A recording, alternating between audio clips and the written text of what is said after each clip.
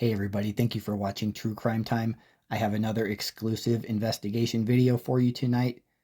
If you like conspiracy theories, you're going to love this one. Hey everybody, for tonight's video I did want to talk a little bit about the rumor that's going around that there could be a connection between Bryan Kohberger and Brent Kopacka.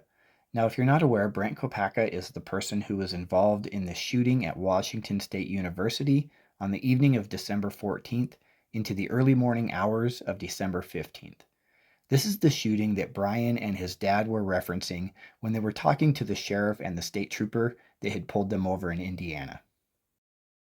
Now I am going to reveal at the end of the video whether or not I think there's a connection between these two, but before I do that, I do want to share with you some of the things that I found because I do still have a lot of unanswered questions. Now if you like conspiracy theories, and if you like trying to figure out clues and put them together, you're going to love this video because I think Brent might have been trying to tell us something. Now, before I get into the shooting incident that occurred, I do want to talk a little bit about who Brent Kopacka was. Brent was born in 1986. He served in the U.S. Army from 2005 until 2009, and he was actually awarded the Purple Heart for his service in Operation Enduring Freedom in Afghanistan. Brent volunteered to serve in the Army during a time of war, and he proved himself to not only be a man of great dedication, but also a selfless servant of the people of our nation. Brent epitomized the values and standards that all paratroopers strive to achieve. Brent's valor in the face of the enemy is a great credit to his character. Those who knew Brent knew him as a loving, caring, and very loyal friend. He was loved by his family and friends. Brent always enjoyed remembering people on their birthdays and special occasions. Brent enjoyed the outdoors. He would send pictures and updates to friends and loved ones of new places and new adventures he was on. He loved to experience new places. It was hard for him to settle in one place. Brent made friends everywhere he went while always staying in touch with the old. Now, if we compare Brent to Bryan, we have a stark contrast on the two personalities. Bryan, on one hand, is known by his friends to be one who is violent and angry and apt to outburst, where Brent, on the other hand, is loyal, friendly, kind, and caring. So if we're going to look at Bryan and listen to what people are saying about him and take that to heart, we should do the same thing about Brent. So this is really important when we look at Brent's actions on the night of the shooting as we try to make sense of it all. The police were called to the apartments on the 1000 block of Latah around 8:30 p.m. on Wednesday night, December 14th, where a man in his 30s was threatening to kill his roommates. Two roommates were safely removed from the apartment. Police said the suspect barricaded himself inside the apartment and fired several shots. Police evacuated other people in the area. Police said the suspect's behavior continued to escalate and he was shot by a SWAT team member. The suspect was found dead in the apartment. WSU sent out an alert to students just after 3 a.m., noting that a SWAT team was actively working on the south side of campus. Students were told to shelter in place until further notice. Police were on the scene on Latah Street across State Route 270 from the WSU Pullman campus. There were many students who were still awake finishing up some projects that were due, and they actually heard many of the shots being fired that police described. Now, when this incident was unfolding live, many of us were wondering if this could be the person who had committed the crimes in Moscow. Here, all we were hearing was that there was this person threatening to kill their roommates, and the SWAT team had been dispatched to deal with it. Now let's take a look at the official update that law enforcement provided at the conclusion of this incident. Yes. Okay. You guys ready? Yep. All right, thank you. So on December 14th, 2022, at about 8:37 p.m., our officers were dispatched to the 1000 block of Latah Street for a weapon offense. Officers learned a male in his 30s was threatening to kill his roommates. The roommates were evacuated from the apartment, and police officers attempted to speak with that male, who barricaded himself inside of his apartment. Pullman PD crisis negotiators and the Whitman County Regional SWAT team responded. The suspect began firing from his apartment. The area was evacuated. After unsuccessful negotiations, his escalating behavior, and a continued danger to the public and others, the male was shot by a member of the Whitman County Regional SWAT team. The suspect was found deceased when the Whitman County Regional SWAT team cleared the apartment. On behalf of the Whitman County Regional SWAT team, Pullman PD has requested assistance of the Washington State Patrol to investigate the officer-involved shooting. Further information will be released by the Washington State Patrol. Per RCW 43102, this investigation must be completely independent of the agency whose officer was involved in the use of deadly force. The Whitman County Regional SWAT team is made up of officers from the Whitman County Sheriff's Office, Pullman Police Department, and the WSU Police Department. Thank you. All right. Follow-up questions now? I don't really have anything more I can give you at this time. Or I just mean, like to some things that I heard, but I want to make sure it's right. Like from what you Okay. said. What was the block number for the apartment? In the 1000 block of Latah. 1000 block of Latah. Okay. And you said it was a man in his 30s threatening to kill his roommate? Yes. Okay. Did his roommates get out? Yes. Do you know when that call came in? 8:37. Thank you. Has that officer been put on administrative leave? Right now we're in the very beginning stages of this investigation, and Washington State Patrol will be conducting that investigation. Do we know the status of the roommates yet? Or how many there were? There were 2 roommates that were evacuated, and they're fine. Was that before or after the firing started? Before. Okay. Do we know who the initial call came from? No. All right. Thank you. Thank you for your time. So let's walk through this timeline one more time, and I'm going to tell you a few things here that just aren't making sense to me. Now, the first thing that stood out to me was police were called at 8:37 p.m. because there was a man threatening to kill his roommates. Yet when they arrived, the 2 roommates were quickly removed from the apartment without incident. So we really have to ask ourselves, why would Brent have been threatening to kill his roommates? And if they were the ones that Brent had an issue with, why was it so easy to get them away from Brent? Now, the other question we have to ask here is, who called 911? Now, in that video I just shared with you where law enforcement was providing the update, he was specifically asked who called 911, and that information was not released at the time. And now here we are 30 days later, and we still don't know who called 911, and we have not heard that recording. Now, the reason I'm asking this question is because I really am trying to understand what it is that could have set Brent off that day to where he would have started threatening to kill his roommates and then had this interaction with law enforcement where he lost his life.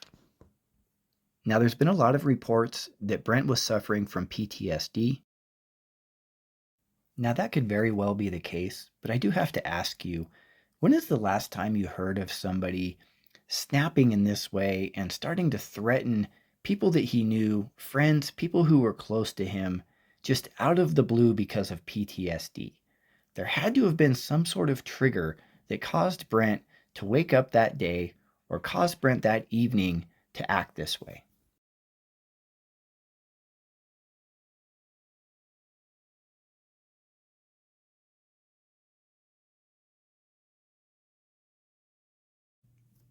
Something just doesn't sit right with me here as to the story behind how this incident started.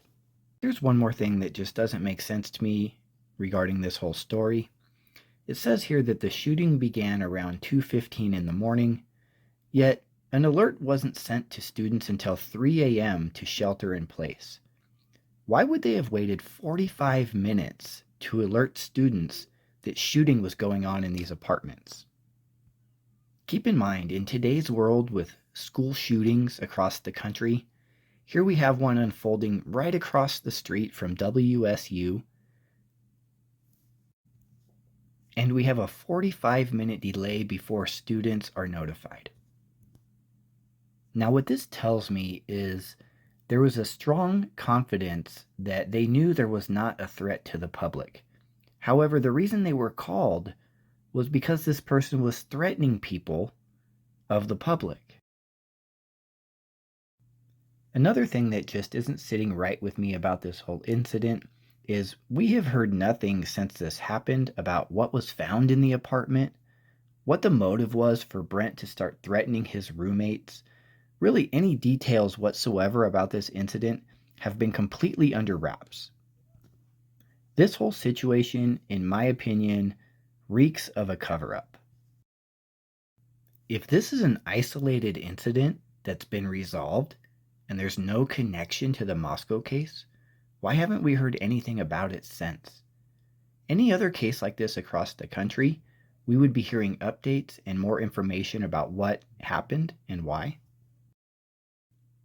So at this point, I do have some doubts about what we're being told about that incident, but it doesn't necessarily mean that Brent and Bryan are connected.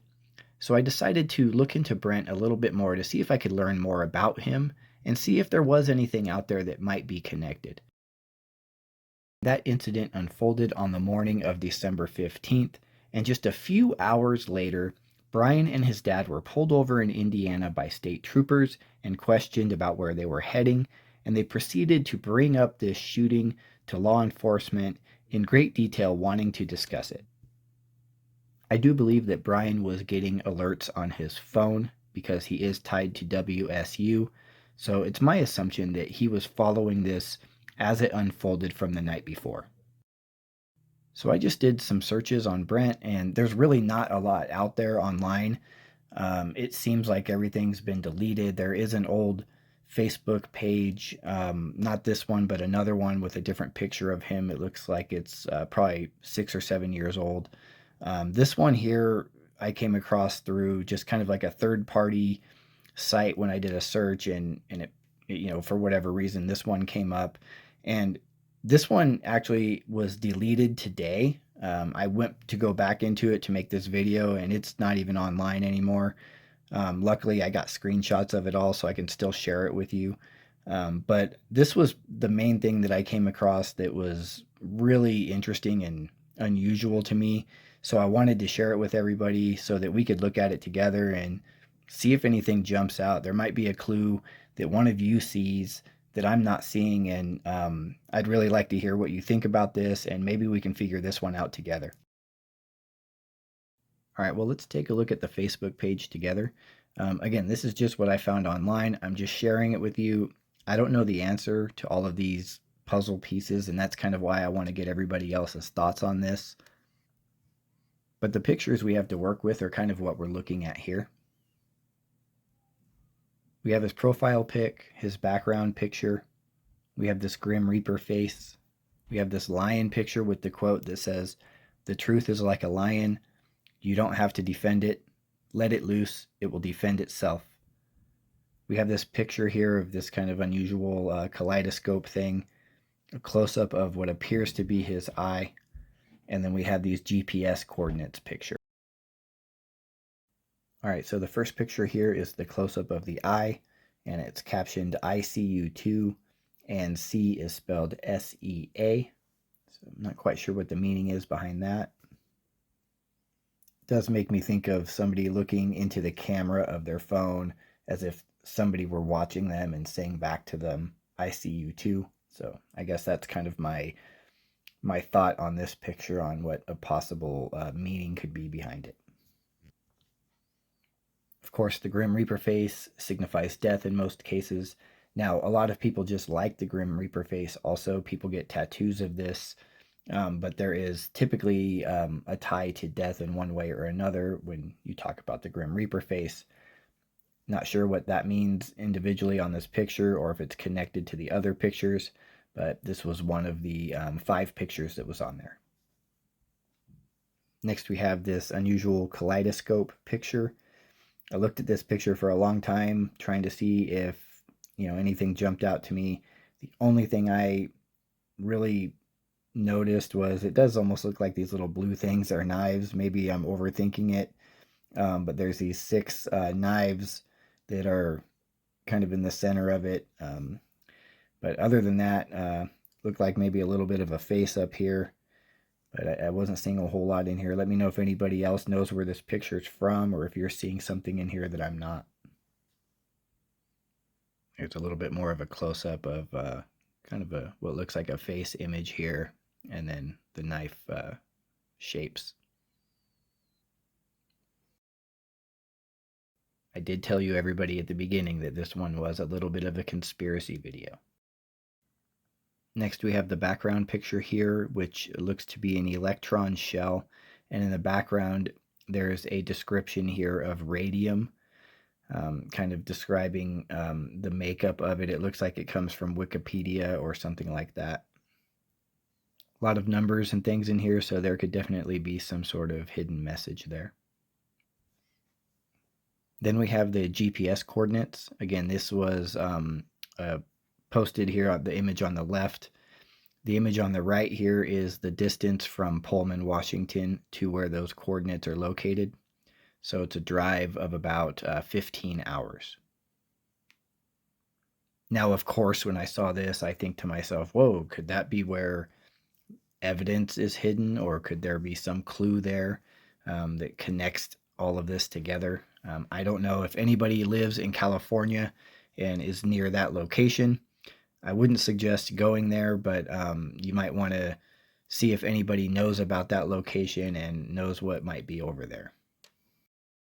And finally, we have the last two images here. On the left was his profile picture with the quote, "us and them," and hope.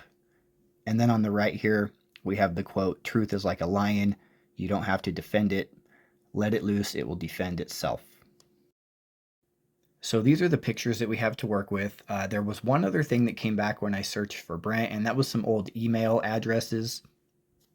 I wanted to show you those really quick. I did look into these. The Channel Cats one, I don't believe was connected to Brent. I do think that the K-Pax one could be, and I'll show you why here. And then the Buy from Cop, I do think could potentially be connected to Brent based off of what I found on this K-Pax account.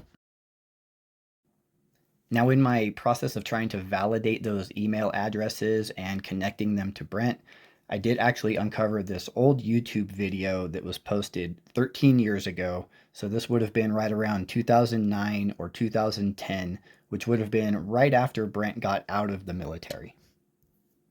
The other thing I noticed was the K-Pax 05, and I'm assuming that this account was probably created around 2005. Now, another thing I noticed was the K-Pax name. I do know that in the military, you are often given nicknames that are based off of your real name, and I can definitely see the nickname K-Pax being given to Brent at some point by his buddies in the military. And finally, another sign here that this could be related to Brent is the knee pad, as you can see there. Now, in my opinion, that does look like a U.S. Army issued knee pad, not something that you would just buy in a store, based off of the camouflage pattern and the fact that he was in Afghanistan in the time period. I do believe that that would be a knee pad that was issued to Brent that he still had left over from when he got out of the service. And keep in mind, this was 13 years ago, so this would have been 2009, 2010, shortly after Brent was out of the military, and he could have very well still had some of his old gear left over. Now, I do want to give you a volume warning here. There's no talking in this video. He just does a quick walk around of this four-wheeler, but it is kind of loud, so just a warning, you might want to turn it down a couple notches. Let's watch it. I did look in the background for any other clues. I didn't see anything. The only other thing I noticed was there does appear to be an army green colored rucksack to the left of the four-wheeler, which could also support the idea that this person was in the military, i.e. could be Brent.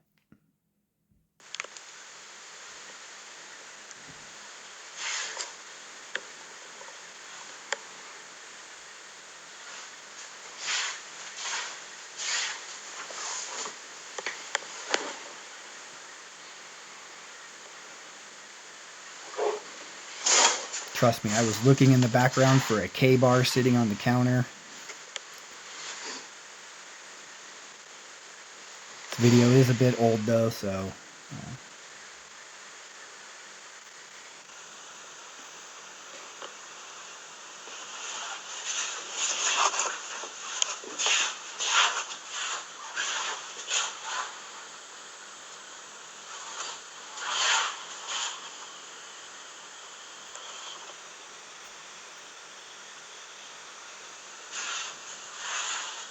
Okay, and there's the knee pad again.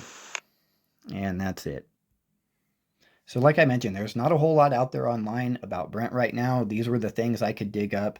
Now what I am going to do is I'm going to circle back here and give you my thoughts on each of those pictures. And then I'm going to tell you if I think there's a connection to Brent and Bryan, and let you know what that connection is if there is one. Now I think this picture probably sent me down the deepest rabbit hole of all. I still haven't quite figured this one out. There's a lot of numbers here. I looked really deep into this image to see if there could be some hidden message. It does talk about radium, so I did do some research on radium. There is a history to radium where at one point it was used, people started getting sick. There's a story about a group of women called the Radium Girls that were famous who were painting watch dials, and they became ill because they were licking the brushes. And there was kind of this civil rights battle in the courts based off of that. I looked at the bottom here and I saw this photo math thing that had popped up. That's an application that people use to take a picture of mathematical equations and it helps solve those. It was interesting to me that that would have been popping up while he was taking the screenshot of this image. So from there, I looked into a lot of these numbers and I just really couldn't find any connection there. The only thing that really stood out to me was the 88, 88, and 138. If you do add those up, it equals 314, which is pi. Now that is a very famous mathematical number. And if I had to bet on one clue here, from this image, the pi connection stood out the most to me. Now, going deeper into that rabbit hole, if you search something called 4pi, Fourpi, cult, there is a cult of serial killers out there, rumored anyway, called the 4pi cult. And there's actually a documentary right now on Netflix about that and its ties to Charles Manson and the Son of Sam. Now, I know that sounds crazy. I'm not saying that that's what this picture means. Like I said, I went down the rabbit hole on this one trying to figure it out. Those are some of the things I uncovered, but if anybody else has any ideas about this one, please let me know. Like I said, everybody, I went down the rabbit hole on this one, and I even found this picture supposedly tied into the 4pi cult on the right, and you can see how similar that looks to the image on the left. Not saying that it is. Again, I was looking at this image on the left, I was looking at the numbers, found the pi connection, found the 4pi connection to this dark subject, and then we have a 4pi logo there that does look eerily similar to that logo. Although the Grim Reaper face is pretty straightforward, I do think it's important because, in my opinion, it sets the tone for what I believe was Brent's mindset in the weeks and days leading up to the incident and the encounter that he had with law enforcement. I'm not reading too much into it. I just think overall he was having some dark thoughts and could have potentially been dealing with a mental breakdown in one way or another. In my opinion, the eye close-up and the caption of ICU2 kind of supports that. I wonder if Brent may have been feeling a little bit paranoid and could have taken this kind of close-up of his eye looking into his camera on his phone, as if he was saying to the people that were watching him that he sees them too. So the kaleidoscope picture, I again have not figured this one out. This could very well have been just an image he was going to put in the background. I don't know. I have looked at this. Again, the knives do kind of stand out to me in the image. If anything, that was probably the one thing that jumped out to me, but I'm not quite sure. I do want to know what everybody thinks about this image and, my thoughts on it.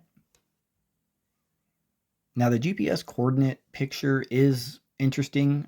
This one could actually be validated if we were to be able to kind of learn what this location is that he has highlighted here. It is a very specific marker. Now the GPS location one is really interesting. This is who is holding back the truth or who knows something and somebody else doesn't believe them. And they're kind of saying that, hey, what I'm saying is true. Now these last two images are really the ones that I think helped me come to my conclusion on what I think happened on that night that Brent lost his life and whether or not there's a connection to Bryan.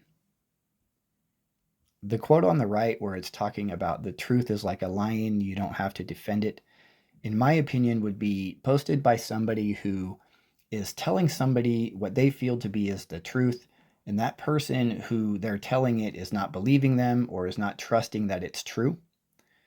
And I do think that it's very possible that Brent could have been questioned by law enforcement about this case at some point. And I do feel that at some point, Brent may have actually even been a suspect in this case very early on. I feel that there could have been a tie to Brent because it's very possible, in my opinion, that Bryan and Brent have crossed paths. And I do think it's possible that Bryan may have even purchased the K-bar knife from Brent. Now, the only thing I was able to uncover about Brent were this Facebook page and those old email addresses. Those old email addresses sent me to an old YouTube account where Brent was selling something online.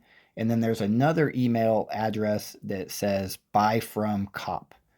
Now, in my opinion, there is a pattern there. And I think that Brent probably sold things online often or sold items often. And I think it's very possible that when Bryan was shopping for his murder weapon, that he would have looked at a private party seller versus purchasing it in a store. He did turn off his phone consciously to try to throw off being tracked after the crime. So I think he would have put some thought into throwing off people from his track and purchasing the murder weapon. Now, the quotes on the left side where he has his selfie, us and them, is, I think, a reference to the Pink Floyd song, Us and Them. That Pink Floyd song is famous for being about war, and I do think that Brent being a veteran and suffering from PTSD, that song would make a lot of sense that he would want to reference it.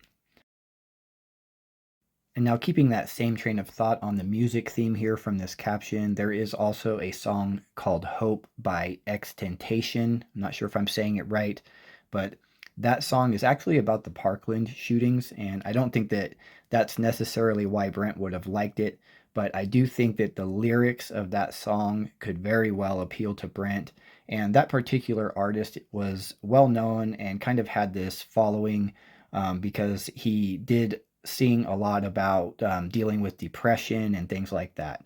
So I do think that Brent was dealing with some depression and some social anxiety stuff, and I think that he was having a mental breakdown in the weeks leading up to the incident with law enforcement.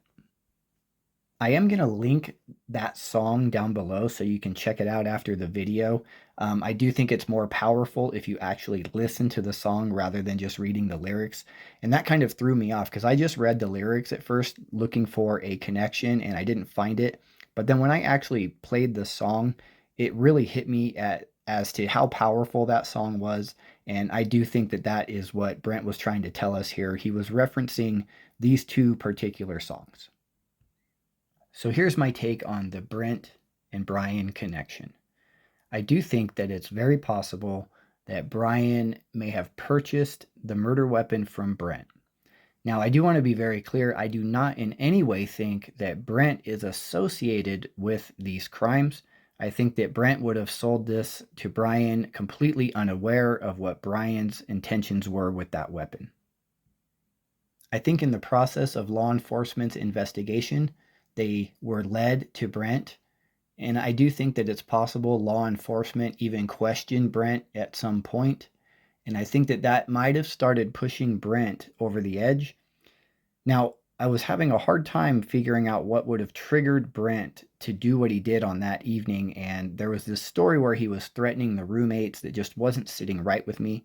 I do not think that Brent was threatening his roommates. I think that Brent had a mental breakdown and the roommates may have been present, but I just don't see him manifesting that into an anger toward those innocent people.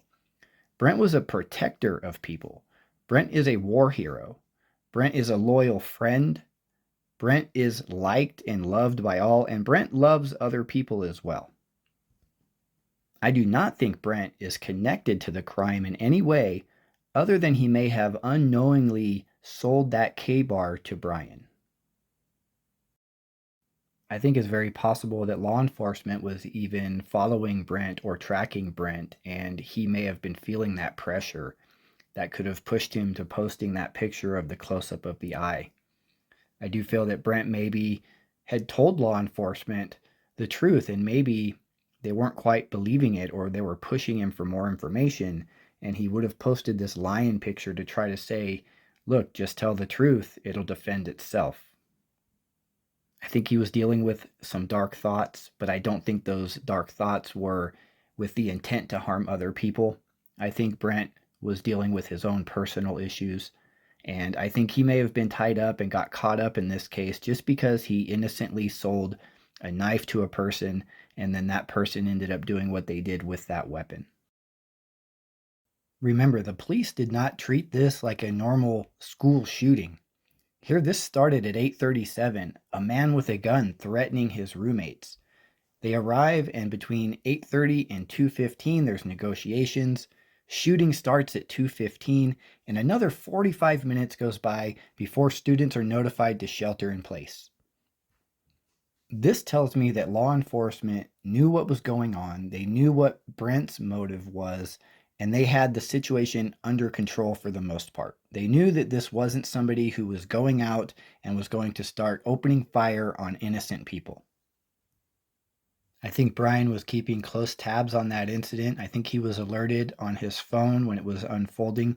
And I think that he was also hearing the rumors we were hearing at the time of, is this person connected to the Moscow murders? I think Bryan and his dad were anxious for information, and they wanted to know more about it in hopes that this other person might be accused of the crime that Bryan committed. Thankfully, law enforcement knew better, and Bryan is sitting right where he belongs today.